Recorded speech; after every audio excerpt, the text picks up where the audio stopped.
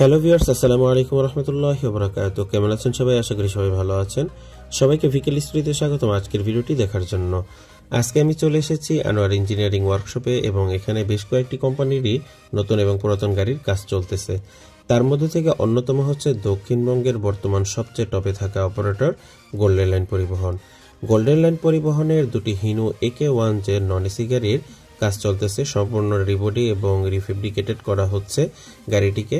আপনারা দেখতে পাচ্ছেন যে গাড়ির নতুন পেইন্টের কাজ করতেছে। এখানে একজন কর্মকার, তিনি যে গাড়ির যে গেট রয়েছে সেই গেটের পেইন্ট করতেছে। গাড়ির বডিতেও পেইন্ট করা হয়ে গিয়েছে। নতুন একটি পেইন্ট অ্যাপ্লাই করেছে গোল্ডেন লাইন পরিবহন তাদের এই দুটি গাড়িতে, এবং এই দুটি গাড়ি আগেও গোল্ডেন লাইনের বহরেই ছিল এবং এখনও গোল্ডেন লাইনের বহরেই হয়ে থাকবে। আগেও গোল্ডেন লাইনের বহরে ছিল, এটা বলার কারণ হলো কারণ গোল্ডেন লাইন পরিবহন ইদানিং বেশ কয়েকটি কোম্পানি থেকেই তারা অনেকগুলো পুরাতন হিনো গাড়ি ক্রয় করেছে। তার মধ্যে থেকে অন্যতম ছিল এনা পরিবহন, তাদের কাছ থেকেও ক্রয় করেছে। এছাড়া সম্ভবত দুই একটা গাড়ি তারা হানিফ থেকে এবং অন্য অন্য জায়গা থেকেও ক্রয় করেছে। আসলে আশোক লেল্যান্ডের দিকে না ঝুঁকে পুরাতন হিনো গাড়ি ক্রয় করা, এটাও আমি মনে করি যে ভালো। যাই হোক, এটা তাদের বিজনেস পলিসি, তারা যেটা ভালো মনে করবে।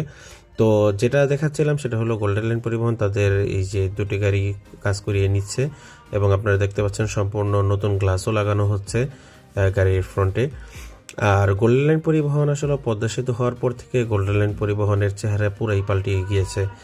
গোটা দক্ষিণবঙ্গের বিভিন্ন রুটে তারা যে পরিমাণ রোড ওপেন করেছে এবং নতুন নতুন গাড়ি তাদের বহরে যুক্ত করেছে, তো আসলেও তাদের বর্তমানে গাড়ির সংখ্যা এবং রোডের সংখ্যা অনেক, এবং যে পরিমাণ রোড তারা ওপেন করেছে বা করতে যাচ্ছে তার জন্য হিউজ পরিমাণ গাড়ির প্রয়োজন। সুতরাং ভালো গাড়ি দিয়ে উন্নত সার্ভিস দেওয়া, এটাই হচ্ছে কাম্য। তো আজ ভিডিও এখানে শেষ করতে যাচ্ছি। আসসালামু আলাইকুম রহমতুল্লাহ।